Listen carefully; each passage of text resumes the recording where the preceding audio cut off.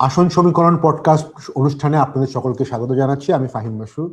সুধী দর্শক মণ্ডলী, আপনারা জানেন যে আমরা গত কয়েকদিন বাংলাদেশে যে ৩০০টি সংসদীয় আসন আছে, সেই প্রতিটি সংসদীয় আসন ধরে ধরে বিভিন্ন ট্রেন্ড অ্যানালাইসিস করছি, মানে হিস্টোরিক ডাটার ভোটিং প্যাটার্ন অ্যানালাইসিস করছি।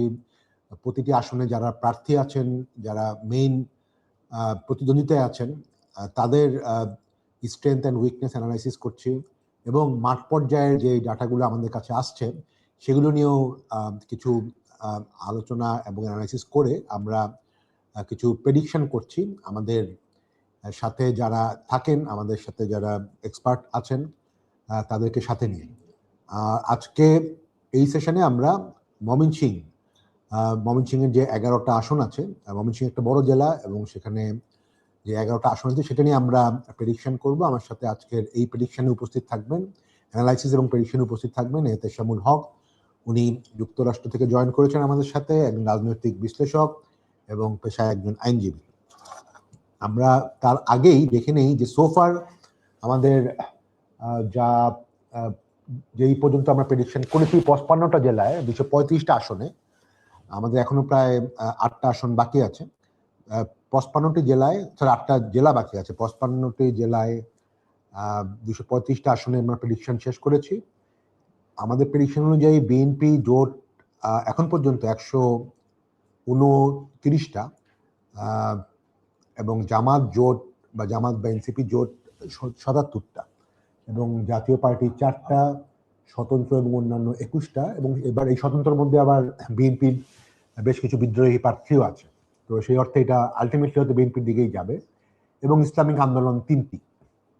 তো এটা আমাদের সোফার প্রেডিকশন। আমরা এখন যেটা বাকি আছে সেটা হচ্ছে মেইনলি আমাদের ঢাকা এবং ঢাকার পার্শ্ববর্তী জেলাগুলো এবং অলসো যে ময়মনসিংহ, যেটা আমরা এখন কভার করবো, ময়মনসিংহের বড় এই জেলাটা। তো আসুন আমরা ময়মনসিংহ জেলার বিভিন্ন আসনের উপর একটা রিভিউ করি এবং আমাদের ইনফরমেশন বা ডাটা কিছু অ্যানালাইসিস করার পরে প্রেডিকশনে যাচ্ছি। আমরা যদি ময়মনসিংহ জেলার প্রথম আসন ময়মনসিংহ 1, হালুয়াঘাটা, ধোবাউড়া এবং ধোবাউড়া উপজেলায় 2টা উপজেলা নিয়ে যদি আমরা দেখি, এখানে দীর্ঘদিন আওয়ামী লীগের প্রার্থীরা এমপি ছিলেন। এখন আওয়ামী লীগ নির্বাচনের মাঠে না থাকলেও ভোটার ও সমর্থকদের নিজেদের কাছে বেড়ানোর চেষ্টা করছেন বিএনপি এবং স্বতন্ত্র যারা আছেন, দুই পক্ষই। 2001 সালে বিএনপি 32% ভোট পায়, 32.9% ভোট পায় এই আসনে মনে হচ্ছে যে স্বতন্ত্র মোহাম্মদ সালমান ওমর, উনিও বিএনপি ছিলেন, বিএনপি থেকে নমিনেশন না পেয়ে উনি নির্বাচন করছেন। উনিও এখানে ভালো প্রতিদ্বন্দ্বিতা করবেন বলে মনে হচ্ছে। জামাতের এখানে হিস্টোরিক ভোট অত বেশি নেই, তো জামাত হয়তো খুব বেশি ভোট হয়তো এখান থেকে এবার পাবে না, যদিও আগে থেকে অনেক বেশি ভোট পাবে নিঃসন্দেহে। আর এই আসনে ক্ষুদ্র জাতীয় গোষ্ঠী এবং আওয়ামী লীগের ভোট যেদিকে বেশি যাবে সেদিকেই জয়ী হওয়ার সম্ভাবনা আছে। এহতেশাম, আপনার কাছে কি মনে হয়? সৈয়দ ইমরান সালেহ প্রিন্স কেন্দ্রীয়ভাবে অনেক পরিচিত, বাট মোহাম্মদ সালাম ওমর লোকালি যথেষ্ট পরিচিত। আপনি শুরু করেন। অবশ্যই শুরু করি। থ্যাংক ইউ ফাহিম ভাই। এবং আমি বলে রাখি যে সারা দেশে যে বিদ্রোহী ক্যান্ডিডেটরা বিএনপিকে জ্বালাচ্ছে, এটা আপনি সম্ভবত চরমতম নিদর্শন দেখতে পারবেন এই ময়মনসিংহে। টু দ্য এক্সটেন্ট যে ধরেন মানুষের সাথে থাকতে থাকতে খারাপ এই সংঘর্ষ চলে আসে। এই ময়মনসিংহে 300 সিটের একমাত্র এই সিট আছে যেখানে জামাতেরও একজন রেবেল ক্যান্ডিডেট দাঁড়িয়েছে, যেটা আমরা একটু পরে দেখবো। ময়মনসিংহের একের ব্যাপারে একটু বলা যায়, ইমরান সালেহ প্রিন্স খুবই সজ্জন মানুষ। বিএনপিতে উনি দীর্ঘদিন থেকে আছেন। যেখানে প্রবলেমটা হলো, উনি 2006 সালে বিএনপির দপ্তর সম্পাদক ছিলেন 111-এর সময়। তো আপনি তো বুঝতেই পারছেন কোন দলের দপ্তর সম্পাদক হওয়া একটা খুবই সেন্সিটিভ বিষয়। আপনার কাছে দলের সিল থাকে, নোটপ্যাড থাকে। আপনি যদি কোনো কিছু একটা মিডিয়াতে দিয়ে দেন, সাথে সাথে এটা সবাই ধরে নেবে যে এটাই অফিসিয়াল। তো 2007 এবং 2008 বিএনপি চেষ্টা করেছিল যতটুকু সম্ভব মানে পার্টিকে এক রাখতে, অনেকে অনেক কিছু করেছে যেটা হয়তো বা এখন পার পাওয়া যেত না। কিন্তু তাও বিএনপি যতদূর পারেছে চেষ্টা করতে যে দল এক রাখতে, নাহলে বিপদ আরো বেশি হবে। যখন ওনারা না পেরে প্রয়াত মহাসচিব আব্দুল মান্নান ভূঁইয়াকে এক্সপেল করলেন, তার সাথে আরেকজনকে এক্সপেল করা হয়েছিল, এই ইমরান সালেহ প্রিন্স। কারণ উনার উপরেও মানে উনি যে সব কার্যক্রম করছিলেন, দলের সবাই ওনাকে খুবই সন্দেহ নিয়ে দেখছিলেন। তো যাই হোক, একদিক দিয়ে ২০০৮ অনেক আগের কথা। উনি আবার দলে আসছেন, দাঁড়িয়েছেন এই সিটে। আবার অন্যদিক দিয়ে ২০০৮ একদমই আগের কথা না। মানে যারা এখন আছে তাদের অনেকেরই খুব স্পষ্টভাবে মনে আছে ওই দিনগুলো কিরকম গেছে। তো এখানে ধরেন জামাত খুব একটা স্ট্রং না। যিনি ইন্ডিপেন্ডেন্ট দাঁড়িয়েছেন সালমান ওমর, উনি বিএনপিতে কোনো পোস্ট নাই, লোকাল গভর্নমেন্ট পোস্টও নাই। কিন্তু উনি মানে বেশ কয়েক বছর আগে থেকেই জানেন যে দেশে যখনই নির্বাচন হবে উনি বিএনপির হয়ে এখানে নির্বাচন করবেন। এবং উনি বেশ বিত্তবান ব্যক্তি, এখানে ভালো মতো রিসোর্স ছড়িয়েছেন। এবং ইমরান সালেহ প্রিন্স নির্বাচন শুরু হওয়ার পরেও বিএনপি পুরোটা মানে কনসলিডেট করতে পারেননি। যেটার প্রমাণ হলো এখানে প্রায় আমরা দেখছি হামলা, মারামারি, এবং কয়েকদিন আগে একজন মানুষ মারা গেছে। তো এবং এই সেটা নির্বাচন বোধহয় বিএনপির দুই গ্রুপের মধ্যে মারামারি হয়েছে মোস্ট প্রবাবলি। দুই গ্রুপের মধ্যে মারামারি, রাইট। তো এই নির্বাচনটা মানে আমরা মোটামুটি একটা পিসফুল নির্বাচন দেখছি বাংলাদেশে আগের তুলনায়। স্পেশালি মানুষ মারা যাওয়াটা ধরেন এখন আমাদের সবারই খুব চোখে পড়ে। কাজে এই সিটে এটা হয়েছে, মানে এটা একটা রেড ফ্ল্যাগ যে বিএনপি খুব একটা প্রিন্স সাহেবকে এখনো মেনে নেননি। সব বিবেচনায় আমি এখানে সালমান ওমরকে আগে রাখবো। ওকে, আমিও আপনার সাথে তো একমত হব এই ক্ষেত্রে। দুটা কারণ, একটা হচ্ছে যে বিএনপির যে অর্গানাইজেশনাল ভোট বেস এখানে খুব বেশি তা না, মানে এটা অফকোর্স একটা আওয়ামী লীগের একটা খুব স্ট্রং একটা জায়গা। ইমরান সালেহ প্রিন্স অফকোর্স সজ্জন মানুষ, বাট লোকালি ওনার কত মানে গত 10-15 বছরে যাওয়া আসা কতটুকু সেটা হয়তো পুরোপুরি সালমান ওমরের মতো অত এঙ্গেজ ছিলেন না। বাট এনিহো ওনাকে এবার নমিনেশন দেওয়া হয়েছে। আর এই ক্ষেত্রে যেহেতু সালমান ওমর ইন্ডিপেন্ডেন্ট ক্যান্ডিডেট, ওনার জন্য আসলে আওয়ামী লীগের ভোট চাওয়াটা মাঝ করে তো ইজি। তো এবং এখানে আসলে আওয়ামী লীগের ভোট যেখানে যাবে তারা হয়তো এখানে ফ্যাক্টর হবে। তো আমি সব দিক বিবেচনা করে আমি আপনার সাথে এই ক্ষেত্রে একমত হচ্ছি যে এই ময়মনসিংহ 1 আসনটা বিএনপির যে বিদ্রোহী প্রার্থী সালমান সাহেব, ওনার কাছেই যাওয়ার সম্ভাবনা বেশি। তো আমিও এটাই প্রেডিক্ট করছি, সালমান ওমর। আমরা তাহলে এবার ময়মনসিংহ 2-এ চলে যাই। ময়মনসিংহ 2-ও একই ঘটনা। এখানেও আমরা দেখবো একজন বিদ্রোহী প্রার্থী আছেন। বিএনপির অফিসিয়াল প্রার্থী মোতাহার হোসেন তালুকদার, আনোয়ার হাসান হচ্ছে জামাতের প্রার্থী। এবং এখানে শাহ শহীদ সারোয়ার, উনি জাতীয় পার্টি থেকে এই আসনে দাঁড়িয়েছিলেন 96 সালে। এবং তখন কিন্তু জাতীয় পার্টির মানে সবচেয়ে টাফেস্ট সময় যেটা একটা ছিল, তখন উনি আসলে 30% ভোট পেয়েছিলেন। ময়মনসিংহ পুরো বেল্টে জাতীয় পার্টির, কিন্তু যেহেতু রওশন এরশাদ ওখানে ছিলেন, একটা বড় ইনফ্লুয়েন্স ছিল, এখনো কিছুটা আছে। এবং উনি বিএনপি থেকে 2001 সালে শহীদ সারোয়ার 50% ভোট পেয়ে জয়লাভ করে।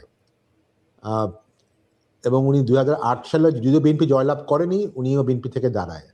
তো আমি আসলে একটু অবাক হয়েছি যে নর্মালি ওনাকেই তো নমিনেশন দেওয়ার কথা, ওনাকে না দিয়ে মোতাহের হোসেন তালুকদারকে দেওয়া হলো কেন? এতে সব আপনার কাছে কোনো ইনফরমেশন আছে বা ইনসাইট কি আছে? ইনফরমেশন আছে যে 2024-এ যখন নির্বাচন আসলেন, অন্য হাতে গোনা কয়েকজনের মতো উনিও সামলাতে না পেরে দল ছেড়ে দিয়ে স্বতন্ত্র হিসেবে দাঁড়িয়েছিলেন 2024-এ। তো আপনি বুঝতে পারছেন 2024-এর ডামি ইলেকশনে যারা যারা দাঁড়িয়েছে সবাইকেই বিএনপি থেকে বহিষ্কার করা হয়েছে, এবং সেইতে ওনাকেও বহিষ্কার করা হয়েছে। ওইটুক পর্যন্ত ঠিক আছে। তারপরের কনসিডারেশন হলো যে তারপর ওনাকে আবার মানে মিটমাট করে দেওয়া উচিত ছিল নাকি। কারণ এমনিতে যিনি দাঁড়িয়েছেন এই মোতাহার হোসেন তালুকদার, উনিও এই স্ট্রং ক্যান্ডিডেট। উনি এই তারাকান্দের উপজেলা চেয়ারম্যান ছিলেন। কাজেই সাধারণভাবে উনার ভালো মতোই জিতে আসার কথা এখানে, যেহেতু আওয়ামী লীগ নাই।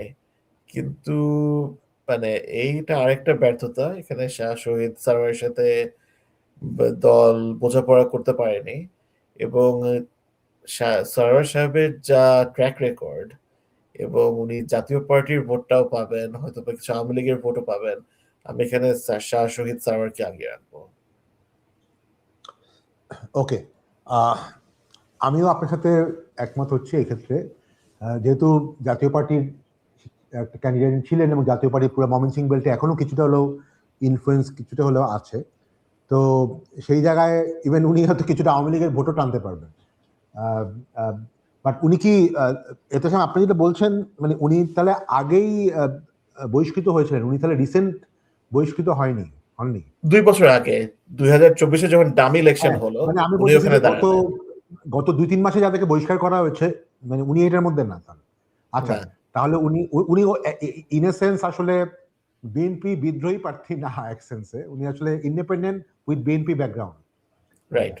তো ওকে, তো আমিও আসলে এই ক্ষেত্রে ওনাকেই এগিয়ে রাখবো, যেহেতু একবার এমপি হয়েছেন এবং দুবার উনি নির্বাচনে দাঁড়িয়েছিলেন লোকাল, এবং ইলেকশনটাও আমি যেটা সবসময় বলছি যে এখানে একটা লার্নিং কার্ভ আছে। তো বিএনপির যে প্রার্থী উনি মোস্ট প্রবলি এবারই প্রথম দাঁড়িয়েছেন, মিস্টার তালুকদার। তো সব বিবেচনায় আমি আসলে এই ক্ষেত্রে শাহ শহীদ সারোয়ারকেই এগিয়ে রাখছি আপনার মতো। তো ময়মনসিংহ 1 এবং ময়মনসিংহ 2 আমরা দুটা ক্যান্ডিডেটের মধ্যেই, মানে 2 আসনেই বিএনপিকে মানে মানে বিদ্রোহী প্রার্থী বা স্বতন্ত্র প্রার্থী ওনাদেরকে এগিয়ে রাখছি। ময়মনসিংহ 3, এখানে আপনার ময়মনসিংহ যখন আমরা দেখবো বেশিরভাগ ক্ষেত্রেই 3 জনের মধ্যেই মূল প্রতিদ্বন্দ্বিতা হবে। এক্ষেত্রে এম ইকবাল হোসেন বিএনপি প্রার্থী, বদরুজ্জামান জামাতের প্রার্থী এবং তায়েব রহমান স্বতন্ত্র প্রার্থী। 3 আসনে বিএনপি প্রার্থী নির্বাহী কমিটির সদস্য এখানে ছিলেন ইকবাল সাহেব। মূল প্রতিদ্বন্দ্বী হবে আসলে স্বতন্ত্র প্রার্থী বিএনপির আহ্বায়ক তায়েবুর রহমান, সাবেক জেলা আহ্বায়ক, এবং উনি গৌরীপুর উপজেলা পরিষদের সাবেক চেয়ারম্যানও ছিলেন তায়েবুর রহমান। এবং রিসেন্টলি উনি আসলে বিএনপির মানে বিদ্রোহী প্রার্থী ক্যাটাগরিতেই আসলে পড়ছে, এবং ওনাকেও দল থেকে বহিষ্কার করা হয়েছে খুব বেশি সাম্প্রতিক সময়। কি মনে হচ্ছে এদের সামনে? তো ময়মনসিংহ 3-এ যেটা প্রথমে বলতে হবে, এইখানে এই দীপুচন্দ্র দাসকে মানে মেরে ফেলা হলো, যেটা ধরেন সারা দেশে প্রচন্ড একটা এফেক্ট ফেলেছে এবং মানে এরকম একটা জিনিস মানে বাংলাদেশের জন্য যা কালিমা লেগেছে, এটা অনেকদিন এটা জ্বালাবে, মানে এটা থাকবে। সারা বিশ্বে এই নিউজটা ছড়িয়ে পড়েছে। এই যিনি বিএনপির ক্যান্ডিডেট, উনি নির্বাহী কমিটির সদস্য, যিনি রেবেল, উনি ওই যে উপজেলা গৌরীপুর উপজেলা ওইটার চেয়ারম্যান ছিলেন। জামাতের খুব একটা স্ট্রং বেস নাই এখানে, মানে 10%ও ছিল না। দুইজনের রিলেটিভলি দেখে আমার মনে হয় এইখানে হয়তো বা বিএনপি প্রার্থী আগিয়ে থাকবেন, কারণ ইকবাল হোসেন সাহেব বেশ ক্লিন ইমেজে আছেন এবং ওনার এগেনস্টে কেস বা ওরকম কোনো হামলা মামলার এই অ্যালিগেশনস নাই। ওকে, আমিও আপনার সাথে একমত এই ক্ষেত্রে। এখানে মনে হচ্ছে যে আহমেদ তালুকদার, আহমেদ তাইবুর রহমান, উনি, এটা ঠিক যে উনি উপজেলা চেয়ারম্যান ছিলেন এক সময়, বাট ইকবাল হোসেন সাহেব যথেষ্ট সিনিয়র নেতা, এবং যেহেতু কেন্দ্রীয় কমিটির সদস্য হিসাবে উনি দলের পুরোপুরি সাপোর্টই পাবেন। তো আমিও আপনার সাথে একমত হয়ে এখানে এগিয়ে রাখছি বিএনপির ইকবাল হোসেন সাহেবকে। এই আসনে ইন্টারেস্টিংলি একটা আসনে বিএনপি রেবেল ক্যান্ডিডেট ম্যানেজ করেছে ভালো বলেই হয়তো। এখানে মোহাম্মদ আবু ওয়াহিদ বিএনপি প্রার্থী এবং কামরুল হাসান জামাত প্রার্থী। এই আসনে জামাতের ভোট প্রচুর বাড়বে। আমরা জানি যে নর্মালি সদর আসনগুলিতে যেখানে হয়তো একটু কমার্শিয়াল অ্যাক্টিভিটি, প্রফেশনাল কমিউনিটি বেশি থাকে, সেই ক্ষেত্রে জামাত মানে কম্পারেটিভলি একটা স্ট্রং পজিশনে থাকে, এবং এখানে ময়মনসিংহ ইউনিভার্সিটিও আছে। তো আপনার কিছু কি মনে হচ্ছে এটার সামনে? যদিও হিস্টোরিক ভোট হিসাবে জামাতের খুব বেশি ভোট নেই, বাট এবার আমরা দেখছি যে আসলে সুইংগুলো আসলে বেশি ইম্প্যাক্ট ফেলছে সদরগুলিতেই। জি। তো আপনি প্রত্যেকটা জিনিসই ঠিক বললেন যে সুইং হচ্ছে সদর ভোট, ময়মনসিংহে বেশ কয়েকটা এডুকেশন ইনস্টিটিউট আছে, ময়মনসিংহ মেডিকেল যেমন সারা দেশে খুবই নামকরা।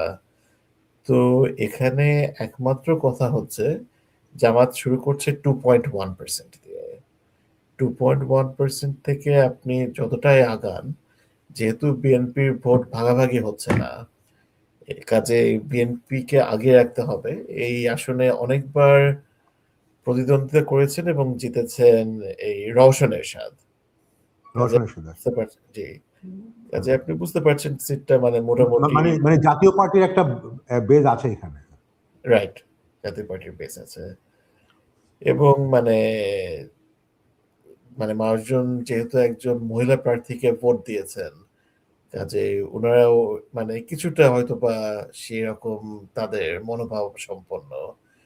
বিএনপির যেহেতু এখানে বিদ্রোহী প্রার্থী নাই, আমি এখানে বিএনপিকে আগে রাখবো।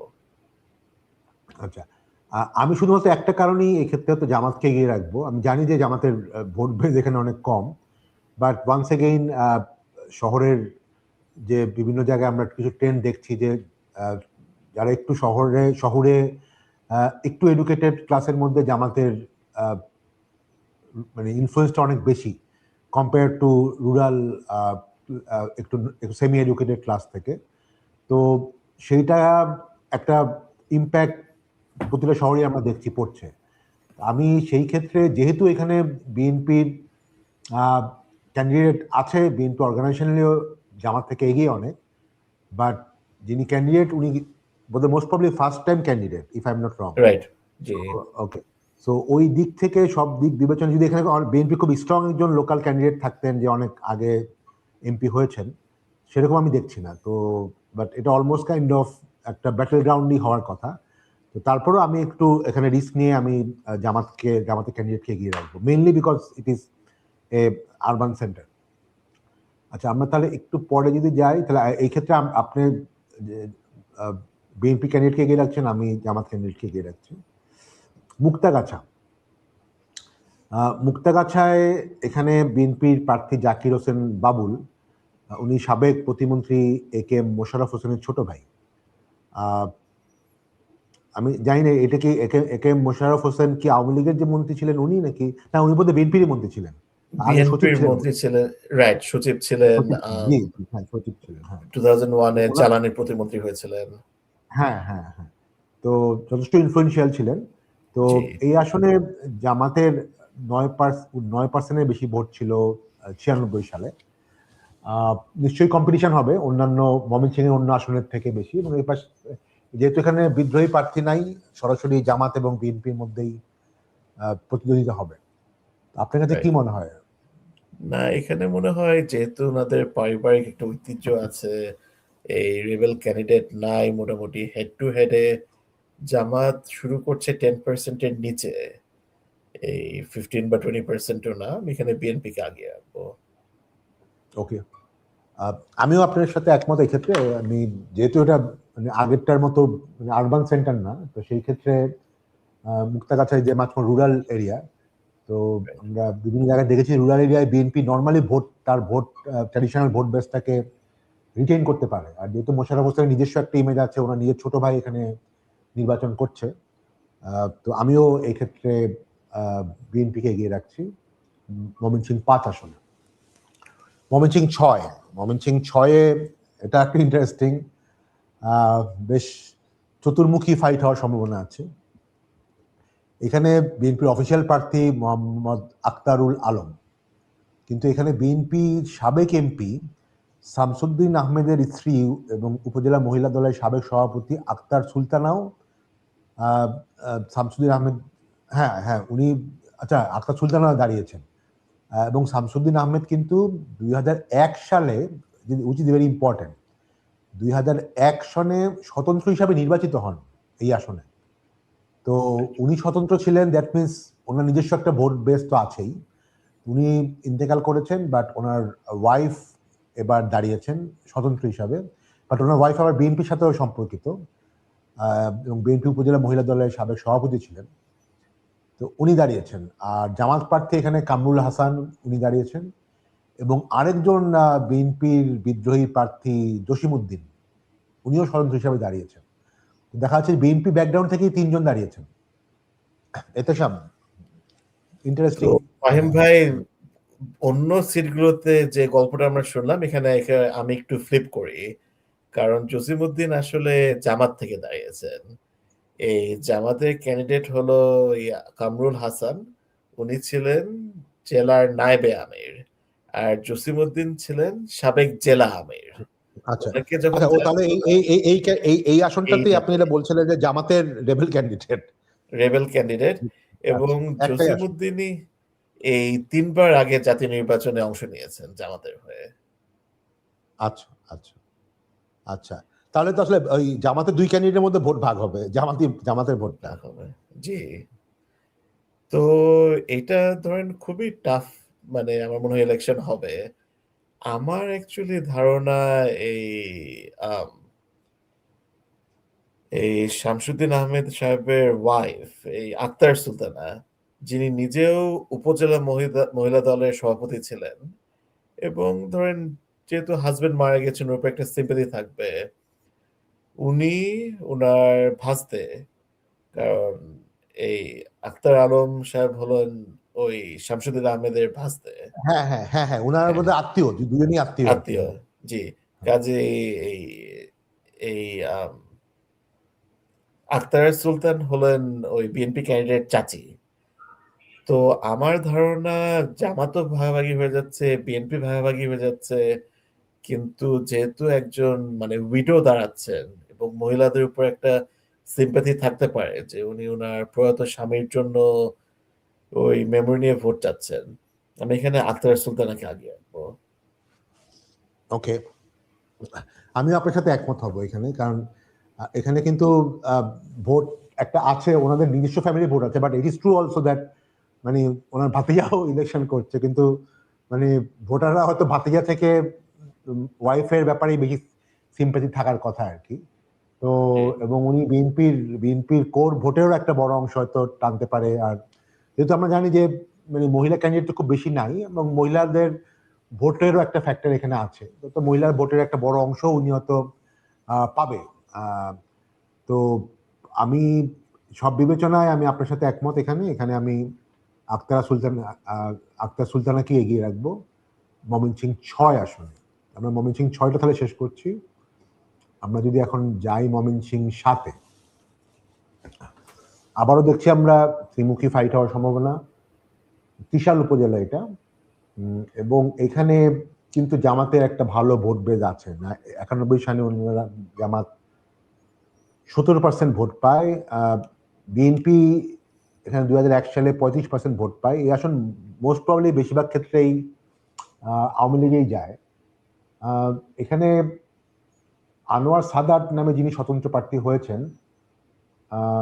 উনি সাবেক এমপি আব্দুল খালেকের ছেলে ও সাবেক উপজেলা চেয়ারম্যান। আমি শিওর না, মোস্ট প্রবলি উনি বিএনপির বিদ্রোহী ক্যান্ডিডেট, আমাদের একটু দেখতে হবে। জি, উনি, আচ্ছা হ্যাঁ, তাহলে উনিও আসলে দাঁড়িয়েছেন, এবং উনি সাবেক উপজেলা চেয়ারম্যানও ছিলেন। কি মনে হচ্ছে? হ্যাঁ, এই তো এইটা আবার আমরা নরমাল স্টোরি লাইনে চলে গেলাম। এই ময়মনসিংহ 6 যেরকম একটা এক্সেপশনাল জিনিস ছিল, এখানে ধরেন আমরা মোটামুটি ধারণা করতে পারি যে বিএনপির ভোট কাটাকাটি হবে। এই নরমাল এই বর্তমানে একজন প্রার্থী দাঁড়িয়েছেন, আগে যিনি এমপি ছিলেন তার পরিবারের সাথে ভালো মতো মানে কমিউনিকেশন মেনটেন করা হয়নি, ওনার ছেলেও দাঁড়িয়ে গেছেন, এবং ওনার ছেলে উপজেলা চেয়ারম্যান ছিলেন। কাজেই শক্ত ফাইট দেবেন। জামাত যেহেতু এখানে মোটামুটি একটা বেস থেকে শুরু করছে, আমার ধারণা ত্রিমুখী ফাইটে এখানে জামাত জিতে আসবে। ওকে, এটা একটা ইন্টারেস্টিং, মোস্ট প্রবাবলি এই আসনেই, ময়মনসিংহের এই আসনেই জামাত সবচেয়ে বেশি হিস্টোরিক্যালি স্ট্রং। তো ইট উইল বি ইন্টারেস্টিং যে জামাত যদি আসলে ন্যাশন ওয়াইড, আমরা দেখেছি যে অনেক জেলাতে জামাতের আসলে অলমোস্ট কাইন্ড অস্তিত্বই নাই। ময়মনসিংহ বেল্টে কিছু কিছু জেলায়, যেমন জামালপুর দেখলাম আমরা, নেত্রকোনা, সেখানে জামাত খুবই দুর্বল। But Mymensingh being a very মানে পপুলাস কান্ট্রি এবং অলমোস্ট ইন্ডাস্ট্রিয়াল বেল্ট, এই জায়গায় নিশ্চয়ই জামাতও চাবে তার একটা বড় ভিত্তি তৈরি করতে। তো আমার কাছে মনে হয় জামাতও এই আসনটাকে খুব সিরিয়াসলি নিয়েছে। তো এই সব দিক বিবেচনায় করে, যেহেতু ভোট ভাগাভাগি না হলে হয়তো এইটাও বিএনপির দিকে যেত, এবং যদিও এখানে বিএনপি যে হিস্টোরিক্যালি অনেক ভোট বেশি পায় সবসময় তা না, এখানে মোস্ট প্রবলি এটাও তো বোধহয় এতেশাম বোধহয় আওয়ামী লীগ বা জাতীয় পার্টি বোধহয় ভালো করতো এখানে, নাকি? যদি জি আচ্ছা, তো অতএব it is still very open field আর কি। তো আমি সব দিক বিবেচনায় আমি জামাতকে এই এই আসনে এগিয়ে রাখছি। এতেশাম আমি দুজনেই পেইড করছি, ত্রিশাল এই আসনটা 7 জামাতের দিকে যাবে। আমরা যদি একটু পরে আসি, ত্রিশাল 8-এ ঈশ্বরদী উপজেলা, এখানেও একই ঘটনা। এখানে সদ্য বিএনপি থেকে পদত্যাগ করে বাংলাদেশ ইসলামী আন্দোলনে যোগ দিয়েছেন বিএনপি সাবেক সংসদ সদস্য শাহ নূর কবির শাহীন। যেটা আমরা আগে একটাতে ভুল বলেছিলাম যে উনি উনি ইসলামিক আন্দোলনে ছিল, বাট ইনি যেরকম বিএনপি থেকে উনি জয়েন করেছে ইসলামিক আন্দোলনে, এবং এটা মোস্ট প্রবলি রিসেন্ট সময়। বাট উনি উনি কিন্তু মানে বিএনপির সাবেক সংসদ সদস্য ছিল। তো আমি একটু অবাক হচ্ছি যে বিএনপি ওনাকে ধরে রাখতে পারিনি কেন। বিএনপি এবার লুৎফাল মাজেদ, তো উনি বোধহয় মোস্ট প্রবলি নতুন ইলেকশন করছে এবারই, এবং জামাতও এখানে ক্যান্ডিডেট দিয়েছে মঞ্জুল হক হাসান। আপনি কি কিছু ইনসাইট জানেন যে কেন ওনাকে ধরে রাখতে পারেনি? শাহনুরুল কবির শাহীন, আসলে এইটা আমার নজর এড়িয়ে গেছে যে ওনাকে কেন নমিনেশন দেওয়া হয়নি।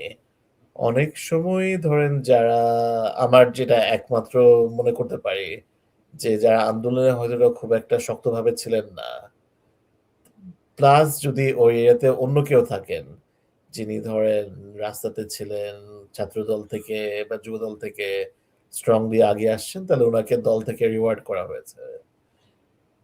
তো সে কিন্তু ধরেন মানে এইভাবে লাভ হচ্ছে না, কারণ নুরুল কবির শাহীন সাহেব মানে বেশ ভালো ভোট এবং পপুলারিটি আছে এরিয়াতে, এবং উনি নিজেই নিজের মানে পপুলারিটি নিয়ে আমার ধারণা বিএনপির relatively young and inexperience candidate তুলনায় এখানে জিতে আসবেন। ওকে, আমারও মনে হচ্ছে যে হয়তো যেহেতু উনি ইসলামিক আন্দোলনে জয়েন করেছেন, কনজারভেটিভ ভোটটা যদি জামাতের ক্যান্ডিডেটটা যদি সাপোর্টার দেখে যে খুব বেশি জামাতের অপরচুনিটি নাই, হয়তো সেই ভোটটা তো মুভ করবে শেষের দিকে শাহ নুরুল কবিরের দিকে। বাট আমার কাছে মনে হয় একটা ইন্টারেস্টিং মুভ, যে নর্মালি আমরা বিএনপি থেকে ইসলামিক আন্দোলনে যাওয়ার ব্যাপারটা খুব একটা দেখি না। কারণ একবার সমস্যা হচ্ছে, একবার একটা দলে যদি চলে, স্বতন্ত্র থাকার সুবিধা হচ্ছে যে স্বতন্ত্র থেকে মানে জিতে you can go back to the party. But একবার আরেকটা পার্টিতে গেলে this is a kind of risk that he has taken. তো তখন তো ইজিলি আবার আগের পার্টিতে মুভ করাটা ডিফিকাল্ট হয়। তো আমার ধারণা উনি হয়তো হিসাব করেই ব্যাপারটা করেছেন। বাট এটা বেনিফিটও আছে যে ইসলামিক আন্দোলনের তো একটা সব জায়গায় আমরা দেখেছি যে একটি স্ট্রাকচার থাকে, তো ওই স্ট্রাকচারটা উনি হয়তো ব্যবহার করতে পারছেন ইলেকশনে। তো সেটাও একটা ফ্যাক্টর। তো আমি আপনার সাথে একমত এই ক্ষেত্রে, যে এক্ষেত্রে হয়তো যেহেতু উনি এমপি ছিলেন, সরি উনি এমপি ছিলেন কিনা জানি না, বাট বিএনপি থেকে উনি 2001 এবং 2007 হ্যাঁ, উনি এমপি ছিলেন। ও আচ্ছা, এমপি ছিলেন, আচ্ছা সরি, হ্যাঁ এমপি ছিলেন, সরি হ্যাঁ এমপি ছিলেন। ওকে, এবং এক্সপিরিয়েন্সও আছে, ইলেকশন ব্যাপারটা উনি ভালোই বুঝেন। আমি ওনাকে এগিয়ে রাখছি আর কি। ওকে, আচ্ছা, ময়মনসিংহ 9-এ এটাও একটা ইন্টারেস্টিং, বাট এখানে মনে হচ্ছে যে দ্বিমুখী ফাইট হবে। এখানে জামাতের কোনো প্রার্থী নেই, ওনার জামাতের একজন জোট সঙ্গী প্রার্থী আছেন, বাট ওনার খুব একটা অ্যাক্টিভিটি চোখে পড়েনি। এখানে হাসিনা খান যিনি আছেন, উনি স্বতন্ত্র প্রার্থী হিসেবে নির্বাচন করছেন, বিএনপির ইয়াসের খান চৌধুরীর সাথে কম্পিট করছেন। উনি নির্বাচনে নেমেছেন। আচ্ছা, উনি হচ্ছেন, ওনার চাচি হচ্ছেন বোধহয় খুররম খান চৌধুরী। মানে খুররম খান ওনার চৌধুরী চাচা। এমপি ছিলেন। হ্যাঁ, খুররম খান চৌধুরী ওনার মানে ওই এলাকার এমপি ছিলেন, এবং ওনার স্ত্রী হচ্ছেন হাসিনা খান চৌধুরী, আর ইয়াসের খান চৌধুরী বিএনপির হয়ে দাঁড়িয়েছেন। তো এটা almost kind of family to family. আমরা আগে যেটা বললাম সেটাও কি এরকম ঘটনা ছিল? সেটা এক্স্যাক্টলি এরকম ঘটনা ছিল। এইখানে একটু কারণ ধরেন দুই ভাই, আনোয়ার হোসেন খান চৌধুরী, খুররম খান চৌধুরী, দুইজনেই আচ্ছা এমপি ছিলেন। কিন্তু আচ্ছা আনোয়ারুল হোসেন খান চৌধুরী এমপি ছিলেন নান্দাইল থেকে, যে এটা ময়মনসিংহ নয়। আর খুররম হ্যাঁ খান চৌধুরী হলো পাশের এরিয়া, এই আচ্ছা ঈশ্বরদী, আচ্ছা আচ্ছা ঈশ্বরগঞ্জ, সরি, ঈশ্বরগঞ্জ আচ্ছা উপজেলা। তো সেই জন্য এই মানে ওই হাসিনা খান চৌধুরী এখানে যথেষ্ট ভালো করবেন, কিন্তু এখানে আমি ইয়াসির খান চৌধুরীকে আগে রাখবো, কারণ এটা ওনাদের এরিয়া। আচ্ছা এক সুযোগে ওনার চাচি হলো আউটসাইডার, এবং ইয়াসির খান চৌধুরী মোটামুটি দলের সবাই চেনে। উনি ছাত্র দল থেকে উঠে আসছেন, আইটি টিমে ওনার ভালো একটা প্রোফাইল আছে, এবং বেশ ক্লিন এবং ইউথ লিডার বলতে যাকে আমরা ভাবি, ওনাকে তাই ভাবা হয়। কাজে এখানে আমি ওনাকে আগিয়ে রাখবো। আচ্ছা। তাহলে ওকে, তাহলে আপনি বলছেন যে ইয়াসির খান চৌধুরীর বাবাও এমপি ছিলেন? এই আসনে এমপি ছিলেন। হাসিনা আচ্ছা খান আচ্ছা, বুঝছি চৌধুরীর বুঝছি। হাজবেন্ড ছিলেন পাশের আচ্ছা এরিয়ায়। আচ্ছা আচ্ছা, বাট তাহলে পুরো দুইটা এরিয়াই তাহলে ওনাদের ফ্যামিলির সাথে কানেক্টেড। জি। আচ্ছা আচ্ছা। না, ভেরি ইম্পর্টেন্ট, কারণ আমার এখানে এই ইনফরমেশনটা গ্যাপ ছিল যে ইয়াসির খান চৌধুরী নিজের বাবাই এমপি ছিলেন এই আসনে। তো আমি ওইটাকেও ফ্যাক্টর রেখে আহ, এবং দুজনই বিএনপির, জামাতের প্রার্থী নেই এখানে, ফাইট দুজনের মধ্যেই হবে, বাট আমি বোধহয় এখানে ইয়াসির খান চৌধুরীকে এগিয়ে রাখবো সেই বিবেচনায়। তো আমরা ময়মনসিংহ ৯ এর ক্ষেত্রে দুইজনই আমরা একমত হলাম, এখানে বিএনপি প্রার্থী জয় হওয়ার সম্ভাবনা বেশি। আমরা যদি একটু পাশে যাই, গফরগাঁও উপজেলা, ময়মনসিংহ ১০, এখানে আবু বকর সিদ্দিকুর রহমান, উনি বিএনপির জেলা আহ্বায়ক, উনিও এবার স্বতন্ত্র হিসেবে দাঁড়িয়েছেন, বিএনপি থেকে নমিনেশন পায়নি। এবং বাট উনি কিন্তু বিএনপি একবার নমিনেশন পেয়েছিল ২০০১ সালে, এবং মোটামুটি ভালোই ভোট পেয়েছিল, 44% ভোট পেয়েছিল। এখানে বিএনপির অফিসিয়াল ক্যান্ডিডেট আখতারুজ্জামান, উনি মোস্ট প্রবলি এবারই প্রথমবার নির্বাচন করছেন, এবং মোহাম্মদ ইসমাইল, উনি হচ্ছে জামাতের প্রার্থী। জামাতের খুব ভোট ব্যাংক এখানে খুব বেশি নেই। ফাইট তো বোঝা যাচ্ছে যে ধানের শীষ এবং হাঁসের মধ্যেই হবে। এতেশাম, আপনি কি মনে করছেন? তো ময়মনসিংহ ১০ একটু বলে রাখা উচিত, গফরগাঁও এটা ছিল আলতাফ আলতাফ হোসেন গোলন্দাজের এরিয়া। বলুন না। হ্যাঁ। এটাও জি আওয়ামী জি, লীগের খুব স্ট্রং এরিয়া। খুবই স্ট্রং এরিয়া গফরগাঁও, যেখানে উনি একটানা জিতেন। তারপর উনি যখন মারা গেলেন, ওনার ছেলে ফাহমি গোলন্দাজ বাবেল এই এরিয়াতে নিলেন, এবং অন্য আওয়ামী লীগ এমপিদের মতো উনিও হয়তো বা এরিয়াটা একটু শক্তভাবে চালাতেন, কিন্তু উনি এতটা শক্তভাবে চালাতেন যে ২০২৪-এর পরে আওয়ামী লীগের মানুষজনই বিএনপির সাথে যে ওদের বাসাটা পুড়িয়ে আসছিল। কাজেই মানে এখানে আচ্ছা খুব শক্ত একটা আন্দোলন হয়েছিল। এখানে ধরেন আলতাফ হোসেন গোলন্দাজের সাথে ইলেকশন করে সিদ্দিকুর রহমান সাহেব ২০০১-এ 43.8% পেয়েছিলেন। তারপর ধরেন বিএনপি নানা কারণে ক্যান্ডিডেট চেঞ্জ করেছে ২০০৮-এ, তারপর ২০১৪-তে তো দাঁড়ায়নি। আমার ধারণা এখানে আবু বকর সিদ্দিকী আবার জিতে আসবেন। ওকে। আমি যদি একটু দেখি আবার স্ক্রিনটা, আমিও মোস্ট প্রবলি আপনার সাথেই একমত হব, যেহেতু উনি যথেষ্ট সিনিয়র একজন মানুষ, আহ, এবং যেই ক্যান্ডিডেট বোঝা যাচ্ছে একটু ইয়াং ক্যান্ডিডেট, হয়তো ইয়াংদের ভোট হয়তো কিছুটা কাটবে, মানে টানবে উনি, বাট স্টিল আমার কাছে মনে হয় যে আবু বকর সিদ্দিকুর রহমান ওনার এক্সপিরিয়েন্স এবং ওনার নিজস্ব একটা প্রোফাইলের জন্য এক্ষেত্রে জিতে আসবেন। আমি একটু অবাকই হয়েছে যে বিএনপি এবার তাকে দেয়নি কেন আর কি। নর্মালি এরকম প্রোফাইলের লোকজনকে বিএনপি বয়স হলেও নমিনেশন দেয়, আমরা অন্য আসনে দেখেছি। তো এনিওয়ে, জি। তো আমার মনে হয় আমরা একটু ময়মনসিংহ ১১-তে লাস্ট যেটা আছে সেখানে যাই। এখানে 2008 সালে বিএনপি 31.4% ভোট পায়। এই আসনটা একটু সে অর্থে একটু ওপেনই বলা যেতে পারে। এটা একটা যেটা ভালুকা, যেটা ঢাকার থেকে যাওয়ার পথে পড়ে। শিল্পাঞ্চল অধ্যুষিত ময়মনসিংহ 11, যে ভালুকা আসনে বিএনপি দলীয় উপজেলা প্রার্থী আহ্বায়ক ফখরুদ্দিন আহমেদ দলীয় মনোনয়ন না পেয়ে উপজেলার বিএনপি যুগ্ম আহ্বায়ক মোহাম্মদ মোর্শেদ আলম স্বতন্ত্র প্রার্থী হয়ে ভোটে অংশ নেন। তো এবং এখানে জামাত প্রার্থী দেয়নি, বাট এনসিপির একজন প্রার্থী আছে, মোটামুটি বেশ কাজ করেছেন উনি, এবং খুব young, most probably doctor, but of course মানে অন্যদের তুলনায় অনেক ইয়াং, ফার্স্ট টাইম ইলেকশন করছেন, তো সেটার একটা বড় চ্যালেঞ্জ থাকবেই।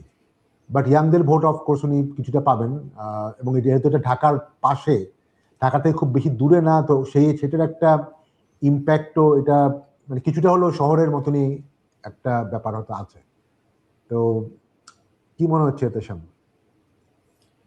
এখানে আমি ফখরুদ্দিন আহমেদকে আগিয়ে রাখবো, কারণ উনি 2008-এ এখানে ভোট করেছিলেন আওয়ামী লীগের সাথে। এখানে আওয়ামী লীগের আমানুল্লাহ সাহেব বরাবর জিতে আসতেন, কিন্তু উনার মোটামুটি ভালোই বেস আছে, 2008 থেকে চালিয়ে আসছেন।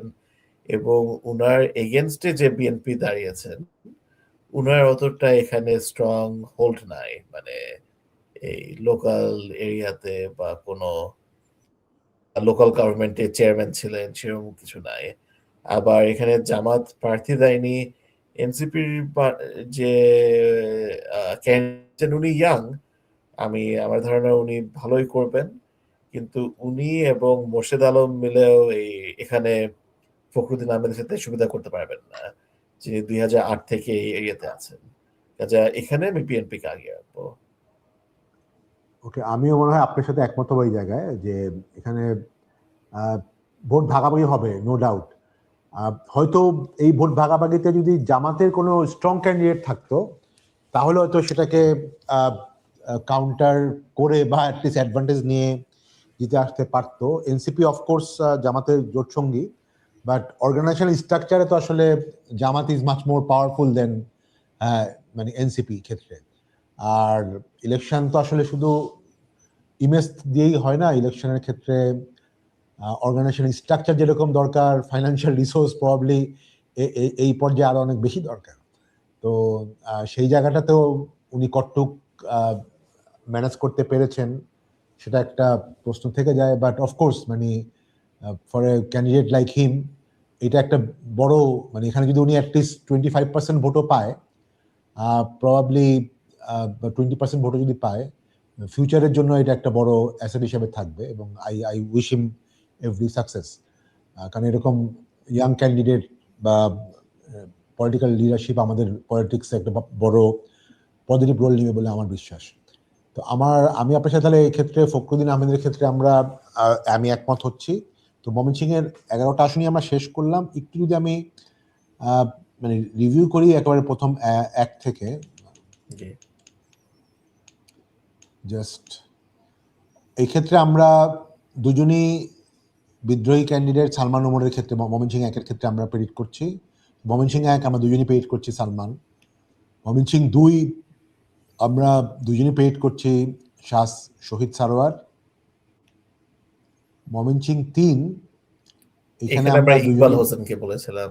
হ্যাঁ, আমরা দুজনই ইকবাল হোসেনকে প্রেডিক্ট করছি। আমি মোস্ট প্রবাবলি একটু নোট রাখছি। 1 হচ্ছে 2 জন, আমরা 2 হচ্ছে 2 জন, 3, হ্যাঁ আচ্ছা। ময়মনসিংহ 4 যদি বলি, ময়মনসিংহ 4-এর ক্ষেত্রে এখানে আমাদের স্প্লিট হয়েছিল। হ্যাঁ, এখানে আমরা বলছি যে আমি বলেছিলাম যে সদর উপজেলা হিসাবে জামাত হতে এখানে ভালো করবে। আপনি বলছেন বিএনপি উইল রিটেইন। মুক্তাগাছা এই ক্ষেত্রে আপনি বোধহয় জামাতকে এগিয়ে রেখেছিলেন মোস্ট প্রবলি। না, এখানে ওই মোশাররফ হোসেন সাহেবের ছোট ভাই, সেজন্য আমরা দুজনেই বলেছিলাম। সরি, হ্যাঁ আচ্ছা, হ্যাঁ সরি, এখানে জামাত, হ্যাঁ মোশাররফ হোসেন, হ্যাঁ আচ্ছা, এখানে আমিও বোধহয় বলেছিলাম যে উনি দুজনেই বলেছিলাম। ফুলবাড়ি এই ক্ষেত্রে আমরা দুজনই ইন্ডিপেন্ডেন্ট কে এগিয়ে রেখেছি, মিস আক্তার সুলতানা। জি। ত্রিশালের ক্ষেত্রে আমরা আহ, আমি ইন্ডিপেন্ডেন্ট যিনি আনোয়ার সাদাত নাকি? হ্যাঁ হ্যাঁ হ্যাঁ। না, হ্যাঁ, হ্যাঁ। আমার মনে হয় এক্ষেত্রে আপনি আর আমি বোধহয় দুজনই জামাত ক্যান্ডিডেটকে এগিয়ে রেখেছিলাম নাকি জামাত বলেন? আমি রাইট জামাত রাইট রাইট ক্যান্ডিডেট। হ্যাঁ হ্যাঁ হ্যাঁ। হ্যাঁ জামাত right. আচ্ছা, জি, আচ্ছা। আর্টের ক্ষেত্রে হুম, আহ, আমরা শাহ নুরুল কবির জি ইসলামিক আন্দোলন, আমরা বোধহয় দুইজনই এই ক্ষেত্রে নুরুল নুরুল কবিরকে এগিয়ে রেখেছি।